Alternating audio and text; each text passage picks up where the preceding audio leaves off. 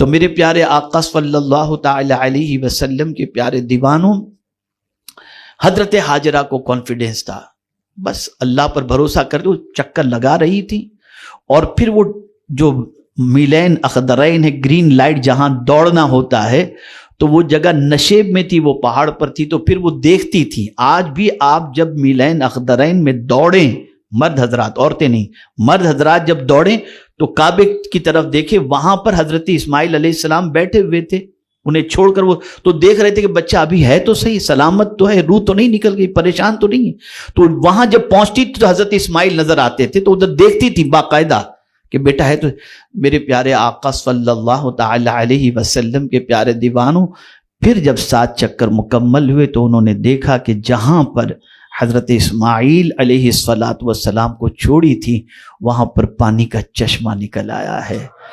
لیکن جو حضور کی محبت میں ڈوبا ہوا اس کی شان بڑی جدا ہوتی ہے، حضور کی محبت کی بات کر رہا ہوں، اس کی شان بڑی جدا ہوتی ہے۔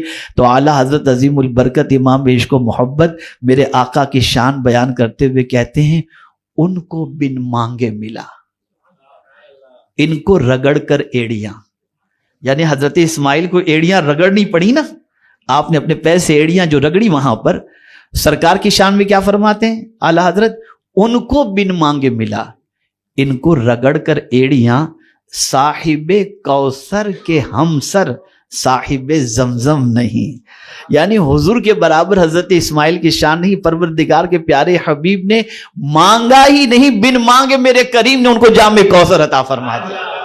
اور حضرت اسماعیل علیہ السلام نے ایڑیاں رگڑی تو پانی کا چشمہ وہاں سے نکلا۔ اور زم کے معنی ہوتا ہے رک جا کے معنی۔ حضرت ہاجرہ نے پھر وہاں پر ایک تھوڑا سا دائرہ بنا لیا اور پھر کہا زم، تو وہ پانی رک گیا۔ میرے پیارے آقا صلی اللہ علیہ وسلم کے پیارے دیوانوں، واحد دنیا میں یہ پانی ایسا ہے کہ آدمی بغیر کچھ کھائے ہوئے صرف آب زمزم ہی پر اکتفا کرے تو آب زمزم کئی سالوں تک اس کو غذا کی ضرورت بھی اس کی پوری کر سکتا ہے اور پیاس کی ضرورت بھی پوری کر سکتا ہے۔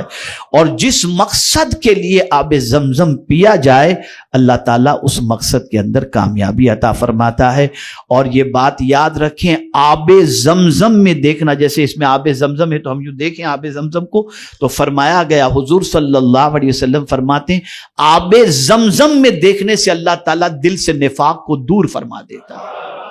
اور آب زمزم جس مقصد کے تحت پیا جائے اللہ تعالیٰ اس مقصد میں کامیابی عطا فرماتا ہے۔ اور حضور صلی اللہ علیہ وسلم کی دعاؤں سے بڑھ کر کون سی دعا ہوگی؟ تو سرکار صلی اللہ علیہ وسلم نے آب زمزم پی کر کے جو دعا کی وہ یہی تھی، اللہم انی اسألک علما نافعا ورزقا واسعا وشفاء من کل داء۔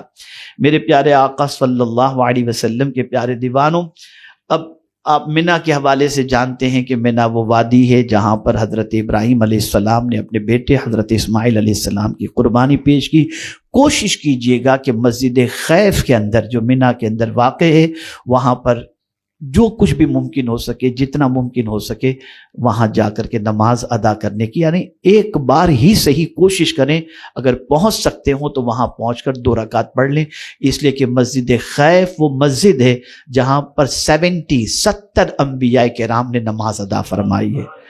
اور سرکار صلی اللہ علیہ وسلم کا خیمہ بھی مسجد خیف کے اندر امام کے دائیں جانب کی جگہ پر حضور صلی اللہ علیہ وسلم کا خیمہ لگا کرتا۔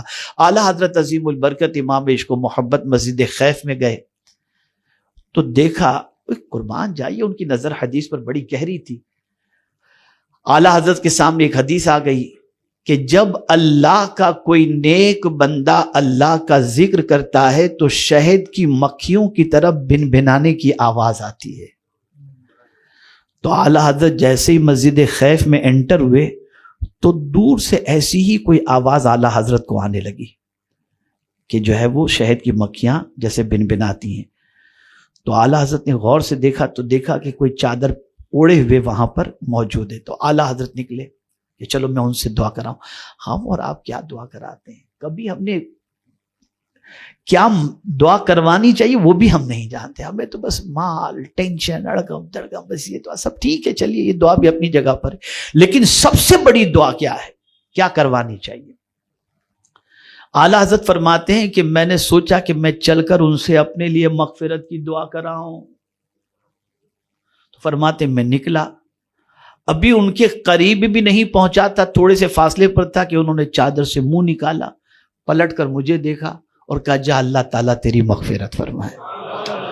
تو اعلیٰ حضرت فرماتے ہیں کہ میں سمجھ گیا کہ یہ اپنے ذکر کے اندر مجھے مخل کرنا مناسب نہیں سمجھ رہے اور چاہتے میں اپنے کام میں لگا رہا ہوں، وہ اپنے کام میں لگے رہیں. انہوں نے جلدی سے مجھے دعا دے دی.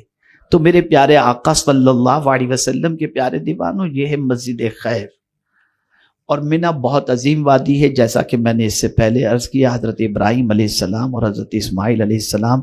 اور وہاں کی دعا اس لیے کہ وہاں بہت کرم ہوتا ہے، بہت کرم ہوتا ہے، اتنا کرم ہوتا ہے کہ جس کی کوئی انتہا نہیں. اسی لیے وہاں کی دعا بھی جو ہے نا بڑی عظیم جو ہے، اللہم ھذا منا فمنن علی بما مننت علی اولیائک. اے اللہ یہ منہ ہے اور اس منہ میں مجھ پر اسی طریقے سے احسان فرما جس طریقے سے تو نے تیرے اولیاء پر احسان فرمایا تھا. پتا چلا وہاں بہت بڑا احسان ہوتا ہے، اس لیے کہ بہت بڑی قربانی کی وہ جگہ ہے. تو یہ کچھ چیزیں تھیں جو مجھے آپ کی سماعتوں کے حوالے کرنی تھی، اور میں سمجھتا ہوں کہ اپنے وقت کے اعتبار سے جو کچھ ممکن ہو سکا میں نے آپ کی سماعتوں کے حوالے کیا. پورا سفر کوشش کریں کہ حج کا اس طریقے سے گزرے کہ آپ یاد الہی اور یاد رسول صلی اللہ علیہ وسلم ہی میں اپنا وقت گزاریں، اور کوشش کریں کہ حج مبرور بن جائے، حج مقبول بن جائے.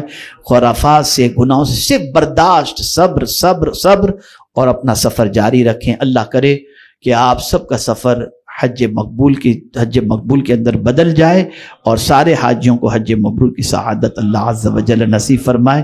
یاد رہے تو ہم سب کو بھی آپ وہاں پر دعاؤں میں اپنی یاد رکھیے گا. حاجی کی دعائیں اللہ تعالیٰ قبول فرماتا ہے. اور الحمدللہ ہم بہت خوش نصیب ہیں کہ بلبل باغ مدینہ ایک زمانے سے حاجیوں کی ٹریننگ کرتے ماشاءاللہ اتنے ایکسپرٹ ہو گئے ہیں کہ اب تو ان کو اتنا انٹرسٹ ہو گیا ہے کہ اب ایک گروپ بھی انہوں نے بنا لیا ہے، اپنا نمبر بھی دے رکھا ہے کہ 24 آورس حاجی وہاں سے ان کے جو بھی مسائل ہوں، پرابلم ہوں، میسج کریں ان کے پرابلم کا سولوشن. اور یاد رکھیں، مجھے ایک بات یاد آتی ہے، ہنسی بھی آتی ہے، کیا بتاؤں. کسی عبادت کے لیے معلم نہیں، لیکن حج کے لیے معلم ہے. اب وہاں کے معلم تو بیچارے خالی خیمہ دے دیتے ہیں. یہ معلم کا لفظ آپ دیکھیں معلم ہے نا، میرا معلم نمبر فلاں، میرا معلم نمبر. معلم کا مطلب ہوتا ہے علم سکھانے والا. کون سکھاتے بیچارہ معلم؟ پورے حج کے پیریڈ میں ایک دعوت کر دیتا ہے. تو پہلے معلم ہوا کرتے تھے جو حج کی پورے طریقے کو سکھاتے تھے. اب تو نوٹ والی پوزیشن ہو گئی. اللہ خیر فرمائے. یہ واحد عبادت ایسی ہے جس کے لیے معلم کی ضرورت ہے. واحد عبادت ایسی ہے. تو الحمدللہ بلبل باغ مدینہ اس کے سلسلے میں آپ کو اپنا نمبر پرووائیڈ کرتے ہیں. آپ کو جب بھی کوئی حج کے سلسلے میں مسئلہ ہو تو آپ ضرور جو ہے رابطہ کر سکتے ہیں وداؤٹ ٹینشن. انشاءاللہ قدم قدم پر جہاں جہاں رہنمائی کی ضرورت ہوگی آپ کی رہنمائی کی جائے گی. اللہ تعالیٰ رسول رحمت صلی اللہ علیہ وسلم کے صدقہ و طفیل ہم سب پر کرم کی نظر فرمائے، اور رب قدیر جل جلالہ حضور شیخ الہند پیر سید کمیل اشرف صاحب جیلانی علیہ الرحمت والرضوان کے درجات کو بلند فرمائے. اور پروردگار جل جلالہ چیئرمین ٹرسٹی جناب حاجی محی الدین سونی، ٹرسٹی جناب حاجی سکندر غازیانی، جناب حاجی بابا سپاری والا، حاجی ایڈوکیٹ یوسف اقبال، حاجی محمد آصف میمن، اور دعائے مغفرت بانی مسجد مرحومہ آمنہ بائی صاحبہ، جن لوگوں کے لیے جو دعاؤں کی گزارش کی گئی، اللہ تعالیٰ اپنے حبیب صلی اللہ علیہ وسلم کے صدقہ و طفیل سب پر کرم کی نظر فرمائے. آپ سب سے گزارش ہے میرے پیارے آقا صلی اللہ علیہ وسلم کے پیارے دیوانوں، دین سیکھیں اور دین کا پیغام دوسروں تک پہنچانے کی کوشش کریں. وما علینا الا البلاغ المبین. السلام علیکم ورحمۃ اللہ وبرکاتہ.